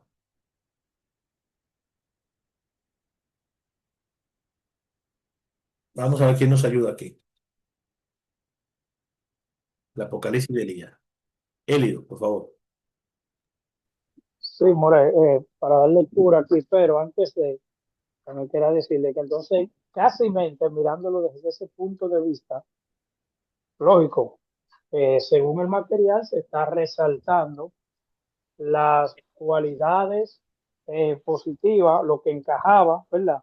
Entre lo que es el Apocalipsis de Abraham, aun siendo un libro apócrifo, con lo que tenemos hoy en día, ¿verdad? Con lo deuterocanónico. Pero entonces prácticamente, si lo vemos desde este punto de vista y analizamos estos puntos que se tocaron, casi mente se canonizaba, la iglesia canonizaba el Apocalipsis de Abraham, porque coincide en casi mente todo, Sí, creo yo. pero Que mire, sí, hay es importante que usted diga eso, porque decíamos hace un ratito, que algunos de esos textos son muy gnósticos, muy griegos, usted ve. En este caso, sí, ni en el libro de Enoch, quizá, ni en el libro de Abraham, no son tan, o sea, son bastante judíos, bastante hebreos, pero en el caso de otros, son muy gnósticos, o sea, muy metafísicos, sí. Es decir, que esa cultura esotéricos, helena sí, no está tan impregnada. exacto, porque depende de cuándo fueran escritos. En el Apocalipsis de Abraham Sí, se conecta con el Antiguo Testamento que está más atrás y es tomado en cuenta en la visión del Nuevo Testamento que se escribe después. Muy buena su aportación. ¿Usted quiere ayudarnos de una vez con esta parte de Elías? sí, Hermano. claro, claro que sí, ¿no? Y también que ya según lo que usted indicó ahí, el siglo I al siglo II, que fue la escritura del Apocalipsis de Abraham, también ya era contemporánea con los escritos que andaban rodando ya, que ¿No? luego conforman el Nuevo Testamento. Y sí, aunque Sí, si no me equivoco. Sí, sí, sí, así mismo es, sí. Estaban por ahí, por la cosa. Sí, ya habían escrito rodando y ya Sí, sí. sabemos, ¿verdad? Eran contemporáneos, sí. Sí, entonces, dando lectura aquí, Apocalipsis de Elías, texto judeocristiano que anuncia la lucha final entre el bien y el mal, el surgimiento del anticristo y la resurrección de los muertos. Su escatología es profética y moral, con un fuerte énfasis en la perseverancia de los fieles durante la persecución. Elías, símbolo del profeta restaurador, recibe visiones del fin del mundo, la llegada del Mesías y de los juicios de los impíos. Muy bien. No se me vaya, que usted me va a seguir ayudando. Sobre esto, se puede decir también una anotación que tenemos aquí, de que el Apocalipsis de Elías existen dos versiones. Una versión de 5 manuscritos en dialecto saídico. ¿Qué eso es saídico? Es una versión copta del idioma que se hablaba en Egipto, el griego antiguo, un griego antiguo que se hablaba en Egipto, pero antiguo del tiempo de Alejandro Magno, o sea, de los griegos llegaron a Egipto, ¿usted ve? Que agarraron a los faraones y aunque gobernaba un faraón quizás, pero estaban ya con una influencia ya más griega, ya no como el Egipto egipcio muy antiguo, sino un griego egipcio, es el copto. Entonces había una versión copta y un Apocalipsis de Elías hebreo también, con una hebreo rabínico, o sea que habían dos Apocalipsis de Elías. ¿Dónde se encuentra ese hebreo rabínico? Un manuscrito latino del siglo octavo. Pero recuérdense que en el siglo octavo, aunque ya Israel no estaba como nación, pero los israelitas se habían desperdigado por el mundo. Ya después de que Roma destruyó todo, no fue que ellos desaparecieron. Y ahí se menciona incluso los dos testigos, algo que ya se menciona también, ¿en dónde? En el libro de Revelación, Apocalipsis Sí, del Nuevo claro. Testamento. Se habla de los dos testigos y del anticristo también se habla. Eh, Mire, yo no sé si subiste está buena, pero quizás te puedes darle seguimiento a este primer cuadro. ¿Qué te dice? Por eso una orden, maestro, claro que Por sí. favor, sí. Bueno, aquí tenemos varios puntos desde los aspectos del Apocalipsis de Elías, la escatología del Antiguo Testamento y la escatología del Nuevo Testamento con relación al Apocalipsis de Elías. En el Sí, área del origen y el contexto, el Apocalipsis de Elías directamente es un texto judeocristiano del siglo II y siglo III después de Cristo, influido por Daniel y por el Apocalipsis de Juan. En el aspecto del Antiguo Testamento, es un texto inspirado en la tradición profética del fin, tomado de Isaías y Malaquías. Y en el contexto del Nuevo Testamento, entonces un diálogo directo de Mateo 24 y de Apocalipsis 13. Sigo leyendo, usted habla. sí, sí. Váyase al tema central ahora. Ok, entonces con relación al tema central, el Apocalipsis de Elías refleja una lucha entre el bien y el mal, y la aparición del anticristo, la victoria del Mesías. En relación al Antiguo Testamento, tiene el día de Yahweh, tiene el triunfo divino sobre las naciones, según Isaías 13 y Joel 2. Y en el Nuevo Testamento, entonces encontraríamos la segunda venida de Cristo y la derrota del anticristo, como nos lo habla entre 2 Tesalonicenses capítulo 2 y Apocalipsis capítulo 19. Con relación al anticristo o al falso Mesías, el Apocalipsis de Elías nos habla de una figura engañadora que persigue a los santos. Es el anticristo y el falso Mesías. El Antiguo Testamento está prefigurado en Daniel capítulo 11, versos 36 al 39, que yo creo que no la vimos así en la clase pasada, Daniel 11. Ujú. Y con relación al Nuevo Testamento, como ya sabemos, es lo que está descrito en 2 Tesalonicenses capítulo 2, versos 3 y 4, en el Apocalipsis, Revelación capítulo 13. Sí, como dice, porque no vendrá sin que se manifieste el hombre de pecado, etcétera, etcétera, ¿verdad? Ya tenemos ya, hay un segundo cuadro, pero lo voy a ver yo entonces en este caso. Seguimos con el Apocalipsis de Elías. Sobre el juicio final y la resurrección, primera línea, la columna que está ahí, que dice sobre el Apocalipsis de Elías, dice sobre el juicio final y la resurrección, que Dios resucita a los muertos y juzga a vivos y a muertos. Y ahí habla de resurrección y juicio para todos. El Antiguo Testamento habla de Daniel 12, del 2 al 3, que se refiere también a resurrección de justos e impíos. Coinciden ahí, y en el caso en el Brihad Ashar, o Nuevo Testamento, coincide con Primera Corintios 13, no, 15, perdón, y Apocalipsis o Revelación, capítulo 20, ya que ahí todas hablan lo mismo, los tres libros, o los tres conjuntos de libros, sobre el destino de los fieles o los justos. Los justos reciben la corona de la gloria y habitan con el Mesías. Eso es el Apocalipsis de Elías. Aquí habla de la gloria futura de los cielos. Coincide el Apocalipsis, perdón, el Antiguo Testamento en Isaías 60 al 66. Coincide con Apocalipsis de Elías. Y en el Nuevo Testamento, el mismo tema, el destino de los fieles, lo menciona Apocalipsis 21 y 22, cuando menciona la Nueva Jerusalén. Lo puede ver, revisar de nuevo. Ya luego, cuando le mandemos este material, pues ya usted lo puede ver en la grabación también. Porque bueno, este tipo de cosas pueden ser que resulten un poquito aburridos, pero es muy bueno saber que existen libros que tienen datos y que confirman lo que usted ya sabía. También puede ser que hayan datos que usted no lo tenga. Por último, sobre la importancia teológica que tiene el Apocalipsis de Elías, dice que es una exhortación a la fidelidad durante la persecución. Sabemos que eso es lo que hace la apocalíptica y nos da esperanza en la victoria final de Dios. Sobre lo que te dice el Antiguo Testamento de ese tema, de la importancia, confirmación del poder de Dios sobre la historia. Y el Nuevo Testamento dice que reafirma la fe cristiana en la segunda venida y la resurrección. Ok,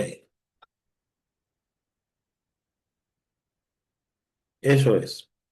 Tenemos entonces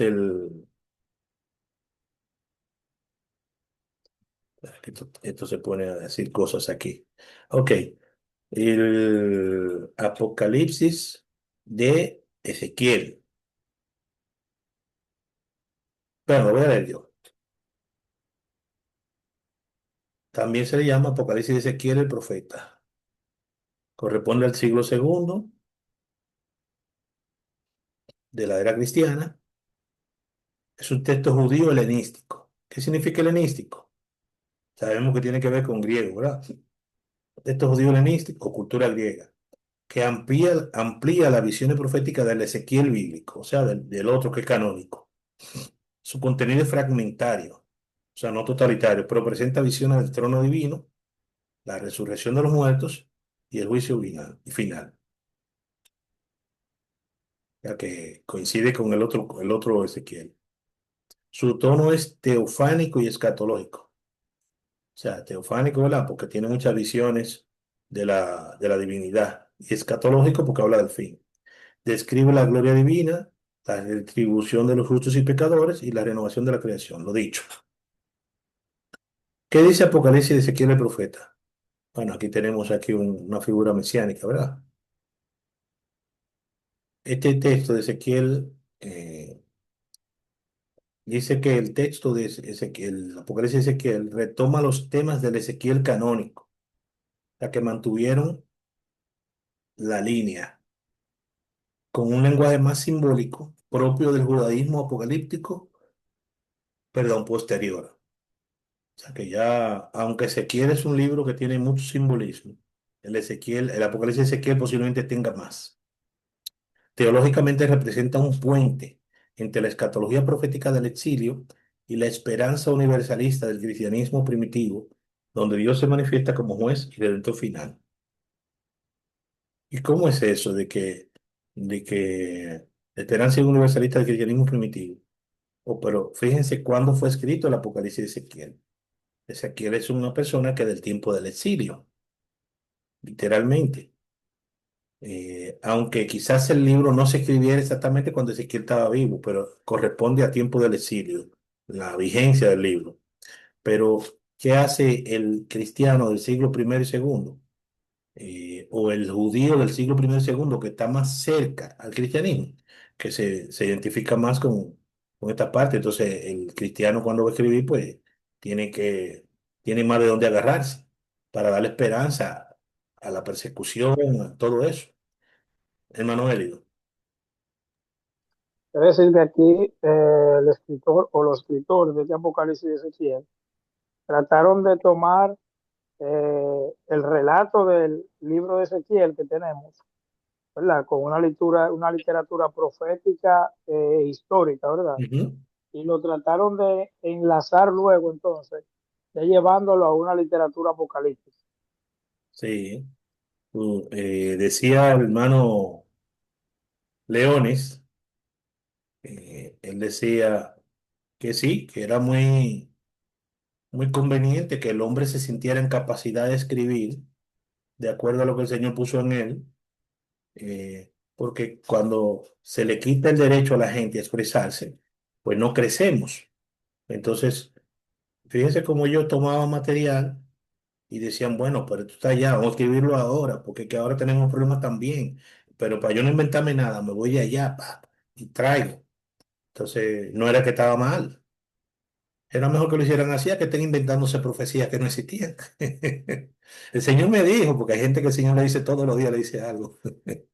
Pero nada, no nos vamos a burlar de ello, ¿eh? ¿Qué dice por fin el Apocalipsis de Ezequiel? Profundice en la teología de la gloria divina y la resurrección universal, integrando la visión del profeta Ezequiel, el canónico, con el lenguaje simbólico del apocalipticismo judío. Lo que habíamos dicho. Su pensamiento anticipa las visiones del Apocalipsis de Juan. Fíjese que se anticipa, ¿eh? Donde Dios se revela como juez glorioso y restaurador de toda la creación. O sea que todo se va reciclando. ¿Qué dice el cuadro sobre el Apocalipsis de Ezequiel comparándolo con la escatología del Antiguo y Nuevo Testamento? Sobre el origen y contexto, dice que ese Apocalipsis de Ezequiel es una obra judía helenística del siglo segundo, ya lo sabemos, influida por el Ezequiel bíblico y Daniel. Fíjese, ahí está Daniel de nuevo. En el Antiguo Testamento dice que el contexto surge del exilio babilónico y la esperanza de restauración. Porque aunque ellos no fueron perseguidos, ya porque ya Nabucodonosor mató a todo lo que había. Señor, Nabucodonosor no era fácil. Ustedes recuerdan los filisteos que tanta lucha le dieron a Saúl y a toda la gente antigua. Ustedes saben por qué no se mencionan en el tiempo de Jesús. ¿A qué no me dicen? Perdónenme el término, Nabucodonosor lo borró. Sí. Exactamente en el tiempo en que él se presentó la primera vez en el reino del rey Joaquín, hijo de Josías. En ese mismo tiempo él peleó en las mismas zonas, peleó contra Egipto, pero los filisteos salieron duros, porque los filisteos en realidad eran de origen griego y eran muy duros peleando. Nabucodonosor contrató gente. Eso tengo un libro por ahí, yo espero tenerlo un día, poder tenerlo ya escrito. Él contrató gente de fuera que también sabían la misma técnica porque también eran mercenarios griegos y los exterminó. Los filisteos no aparecieron más en la historia. Usted no lo ve que lo mencionan más nunca. En el 604, Nabucodonosor segundo, el nuestro, el de Daniel, etcétera. Yo digo el nuestro, pues si me hubiera visto quizás yo hubiera corrido como en una motocicleta, quién sabe, o coger un avión. Acabó con los filisteos.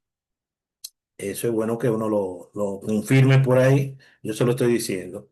Entonces Nabucodonosor, pues, aunque no los persiguió después que acabó con el primer grupo, pero ellos decían, bueno, pero si cada vez que venga un rey nuevo nos va a destronar, hay que escribir algo, señor, y comienza entonces la escatología. La escatología del Nuevo Testamento sobre ese origen inspirará las visiones de Apocalipsis 4 al 22. ¿Qué tema central tiene? Juicio divino, resurrección de los muertos y renovación de la creación. Lo cual se ve en Antiguo Testamento, Daniel 12, Ezequiel 37, donde habla de los huesos secos. Cuando dice la renovación, habla de los huesos secos también en el Antiguo Testamento. Y en el Nuevo Testamento dice 1 Corintios 15, recuérdense del primer Adán, el segundo Adán que él menciona, que seremos transformados, etcétera, que, etcétera, etcétera. Y Apocalipsis 20, 21 habla de la resurrección y nueva creación. Sobre la visión de Dios, ¿qué dice el Apocalipsis de Ezequiel? Tiene una teofanía majestuosa del trono divino y su gloria. En el Ezequiel 1 habla de carros y querubines. Y en Apocalipsis 4 habla del trono y los seres vivientes. Y eso que no mencionaron aquí a Daniel, que Daniel menciona también de que había millones de millones. También de un río de un agua, un arroyo que salía del trono, etcétera. Bien. Sobre ese mismo cuadro, el destino de los justos, en Apocalipsis de Ezequiel, dice que los justos son resucitados y participan de la luz divina. Que Isaías, en el Antiguo Testamento, dice que Isaías 26, 19 y Daniel 12, 3 se refieren a lo mismo, y en Mateo 13, Apocalipsis 21. En el destino de los impíos, Apocalipsis de Ezequiel dice que son comidos, son subidos por el fuego divino o sacados de la gloria, igual que Isaías 66, Malaquías 4, Apocalipsis 20, en el Nuevo Testamento, cuando habla del lago de fuego. ¿Qué esperanza católica tienen ellos? Apocalipsis de Ezequiel dice que tiene una restauración cósmica, o sea, de los asuntos de la cosmografía del universo y glorificación de los elegidos. Aquí habla de cielo nuevo y tierra nueva en Isaías 65 y en Apocalipsis 21 de nuevo, en la Nueva Jerusalén. ¿Qué importancia teológica tiene?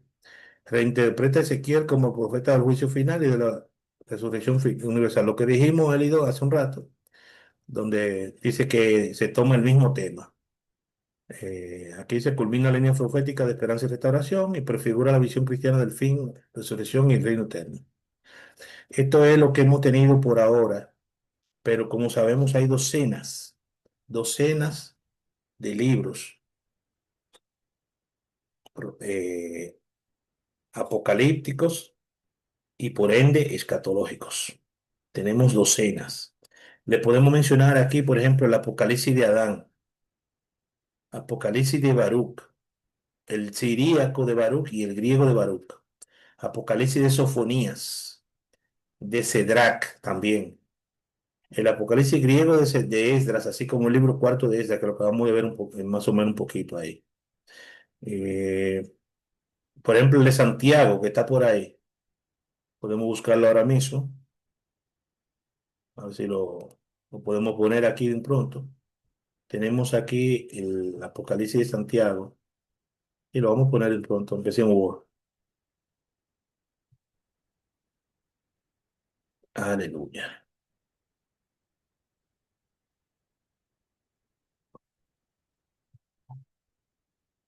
Aquí lo tenemos. A ver, a ver. Ok. Vamos a ponerlo en grande aquí. Ah,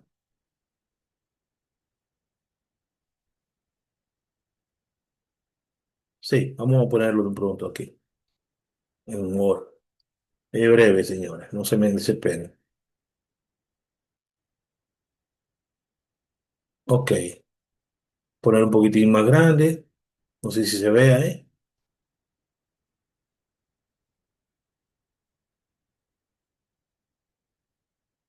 Sí, sí, lo vemos, lo vemos. Ok. Dice que el Apocalipsis de Santiago forma parte de la biblioteca gnóstica de Nag Hammadi, descubierta en Egipto en 1945. Está datado entre mediados del siglo primero y principios del siglo tercero. Dice que miren cuando lo vinimos a descubrir hace 75 años, 80 años. Sin embargo, miren de cuándo es, del siglo segundo y tercero. El texto circulaba entre comunidades gnósticas que interpretaban la salvación en términos espirituales y de conocimiento interior. O sea que eso era lo que llaman gnosticismo. Recuerden que gnosis significa conocimiento. Entonces se basaban en el racionalismo o en el conocimiento más que algo, dice ahí, moral y cósmico o bíblico. también. Existen dos versiones, primer y segundo libro o Apocalipsis de Santiago. ¿Qué teología tiene?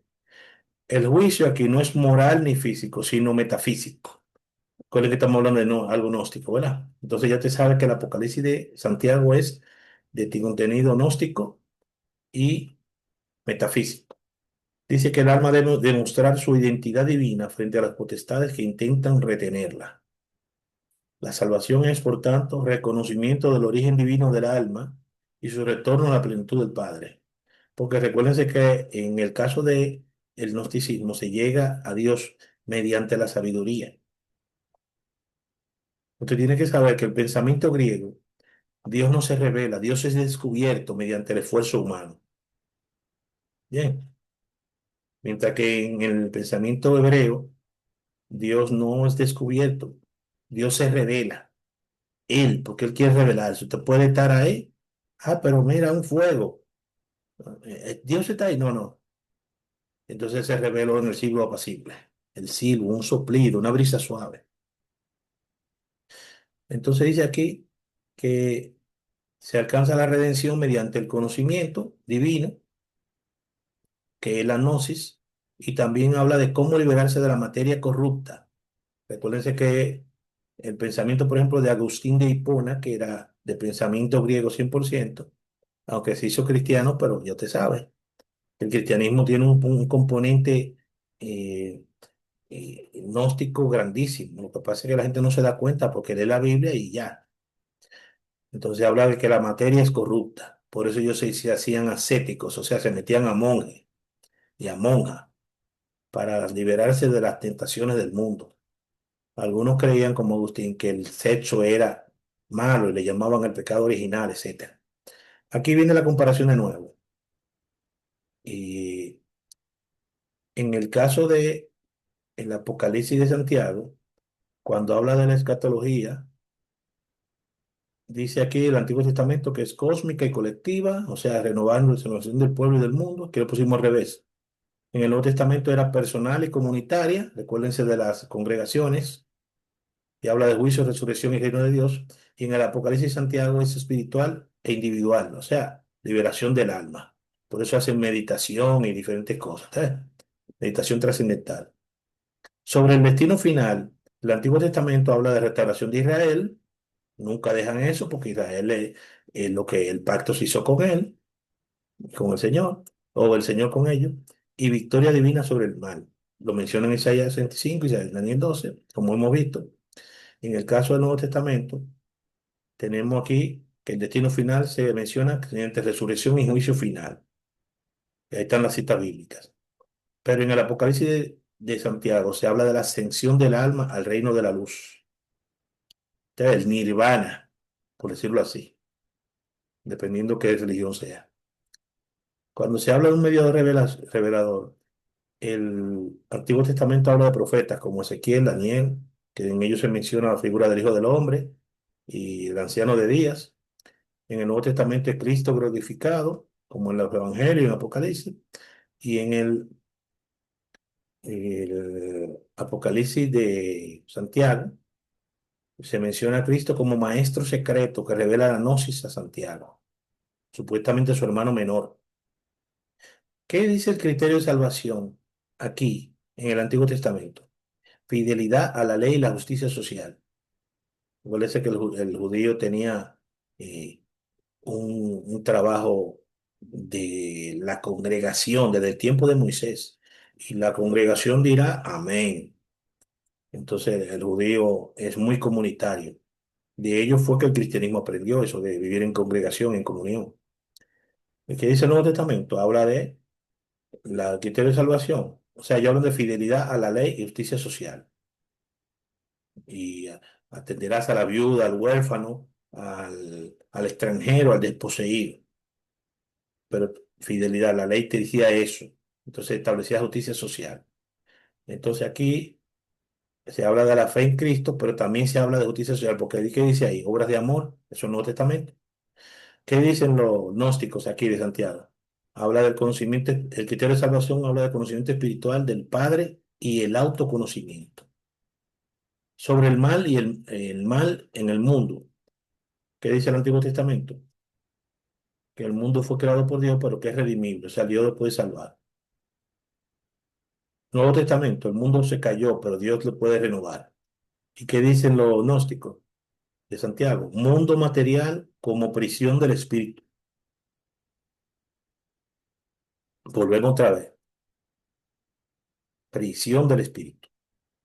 Lenguaje simbólico que utiliza el Antiguo Testamento. Habla de las bestias, la bestia de Daniel, la bestia de esto, la bestia del otro, fuego, montes o montañas, ángeles, juicio.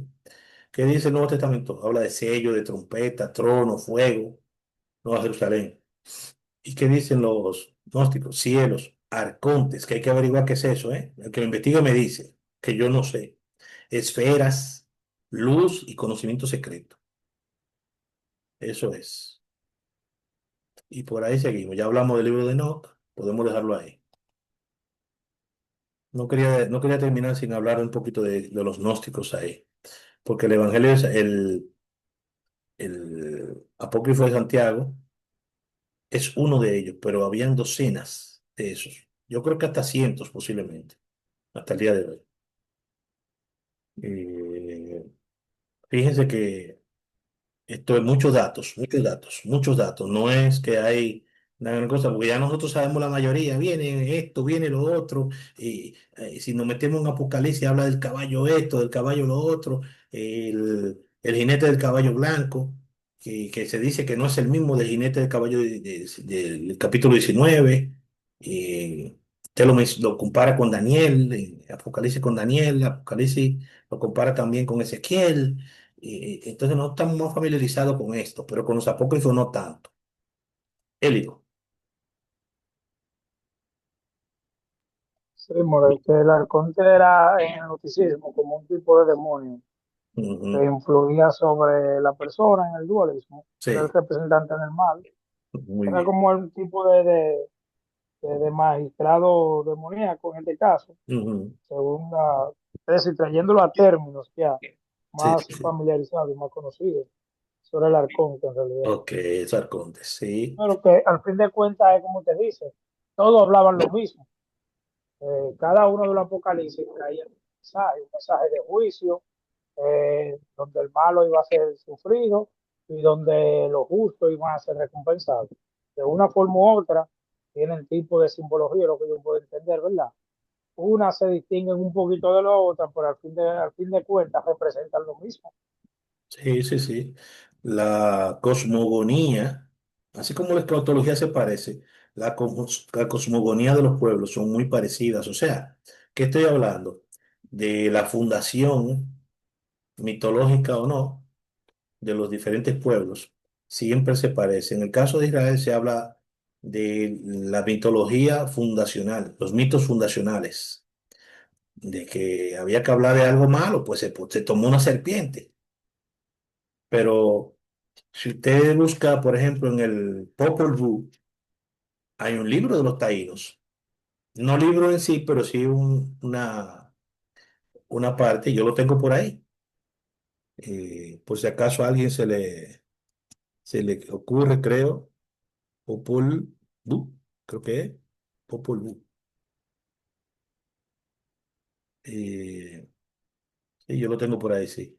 Libro sagrado, dice que libro sagrado de los mayas, pero en realidad hay un libro de los taínos, o una leyenda taína que habla de la historia no recuerdo el nombre de la persona, eh, y dice que una joven fue y encontró caminando una calavera, o sea, un cráneo, una osamenta, y que le habló y le dijo que pusiera la mano. Entonces le escupió en la mano, la muchachita quedó embarazada y nació no sé qué cosa.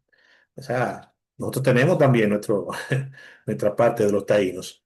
Así que te busca los babilonios y tienen ahí una parte muy, muy pintoresca también. Los nórdicos tienen lo suyo, los vikingos. Los romanos tienen ahí a Rómulo y Remo y la loba, etcétera.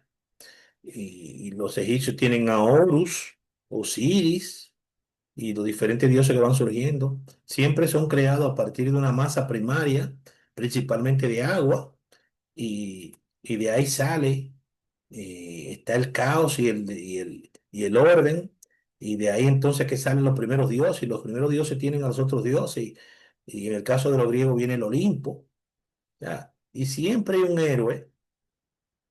héroe o un descendiente de ellos, que es el que se destaca. A Nimrod lo tuvieron como un hijo de los dioses así, y después salió el hijo también, Tamuz. O sea que en cada civilización antigua tiene sus mitos fundacionales y también tiene su escatología. Eso no podemos dejarlo. Y nosotros como creyentes tenemos que estar conscientes de eso, porque cuando alguien nos habla de eso, no podemos burlarnos, porque todavía existen gente que están por ahí en selvas y en Medio Oriente. Usted quiere meterse a ellos, conozca si usted quiere hablarle de lo suyo, primero conozca la historia de ellos, para que pueda quedar bien, si no, a usted le van a cortar la cabellera. Aleluya. Los que conocieron a Yahvé no saben de qué estamos hablando de las cabelleras. Y aquí nos faltaron unas cuantas gente, pero estamos contentos con lo que están aquí. El hermano Wellington, mi hermano Melvin Perdomo, el pastor Robert, el matrimonio, los hermanos León y Mérida, el hermano William, Fernelis, Élido, y creo que entró el caballero, que no es que llama, pero parece que salió. Bueno, agradecemos a cada uno de ustedes por su asistencia el día de hoy.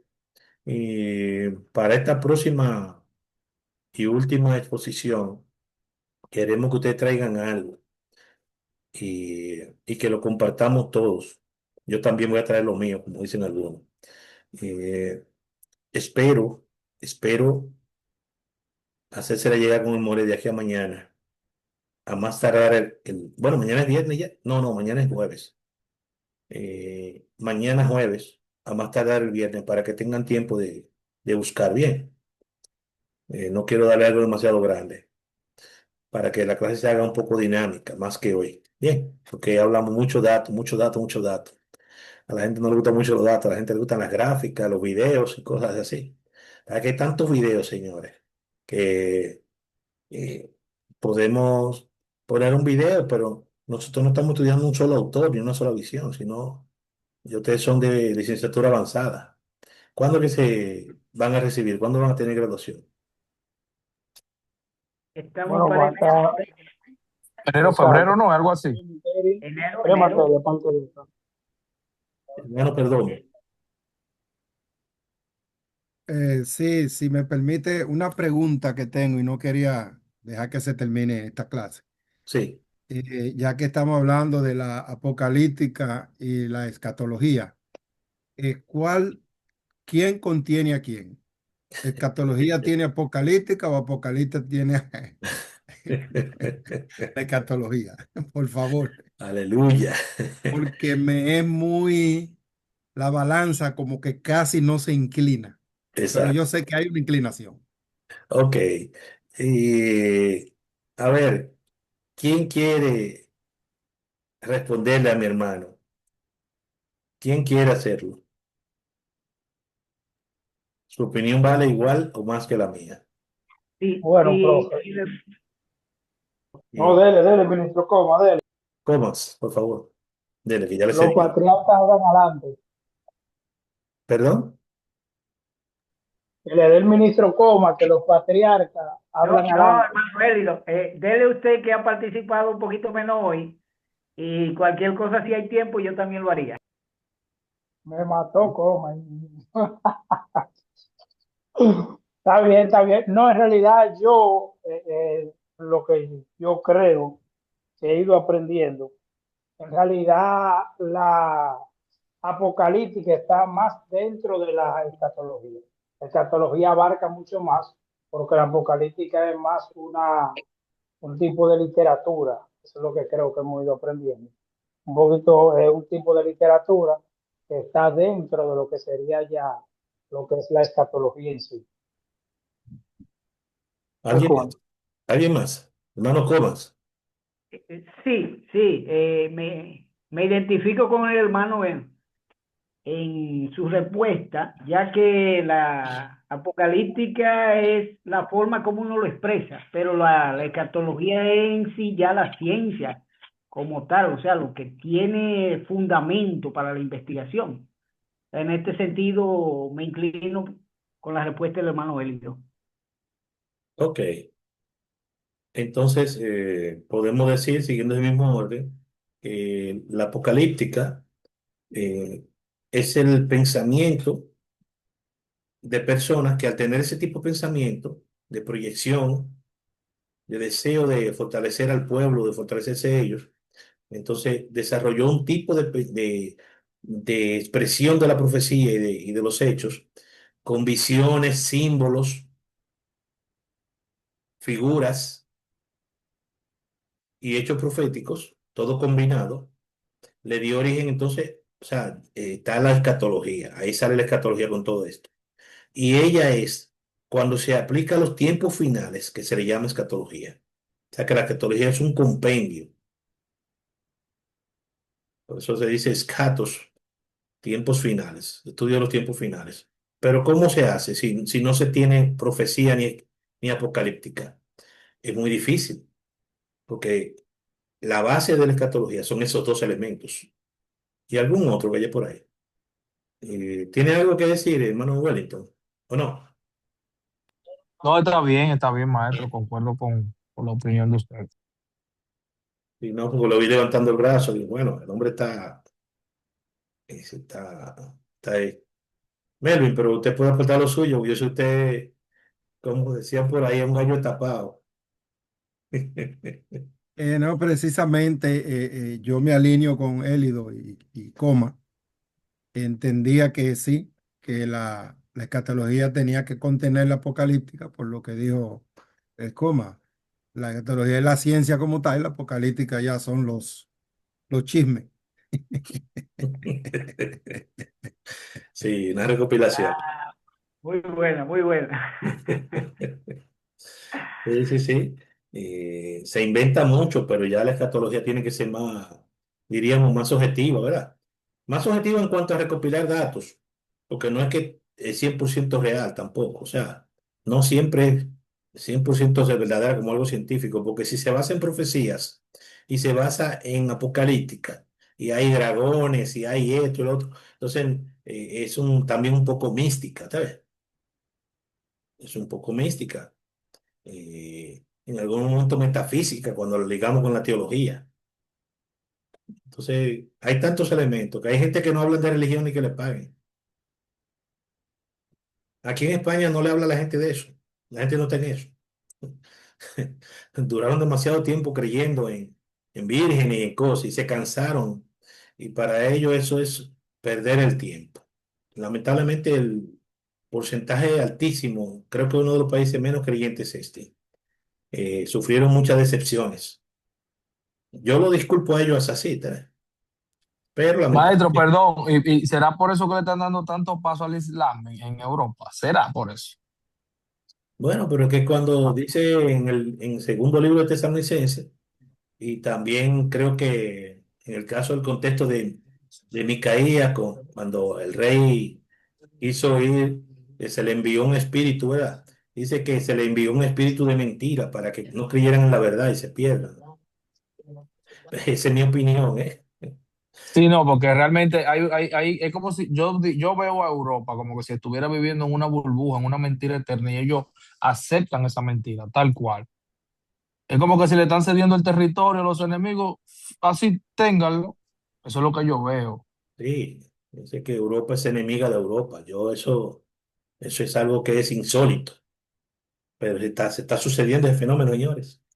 ¿Qué palabra? Europa es enemiga de Europa. Sí, hay una visión, si usted lo busca por ahí, de una serpiente que se empieza a tragar por la cola. Yo no sé si es real o no, si es inteligencia artificial o no, pero se habla de que hay animales que se muerden ellos mismos. Y Eso es correcto, More, eso sucede. La serpiente en algún momento llega a turbarse tanto que ella misma empieza a tragarse por la cola. eso es Eh, un círculo vicioso, ya usted sabe. sí, sí, es terrible. Es Eh, sí mismo un símbolo vicioso. sí. Bueno, pues señores, entonces, si Si ustedes quieren decir algo más, está bien. Por mí no hay problema. Y si quieren, lo dejamos hasta aquí. Ya yo le hago llegar con Morelo lo que vamos a tratar el próximo. Así tienen tiempo de traer algo, ya sea gráfico, ya sea escrito o ya sea oral. No importa. Bien, para mí siempre es un honor y un privilegio hablar con ustedes y aprender con ustedes, junto a ustedes. De Morel, el honor siempre será nuestro. A pesar de su esfuerzo, además de su esfuerzo, también adquirir el tanto conocimiento que usted nos proporciona cada semana. Pues ya saben, nos vemos en la próxima. Shalom, shalom a cada uno y a cada una. Shalom, Morel. Shalom a usted y a su prole, Morey, a cada compañero. Amén. Shalom, que descansen. Feliz noche. Shalom para todos.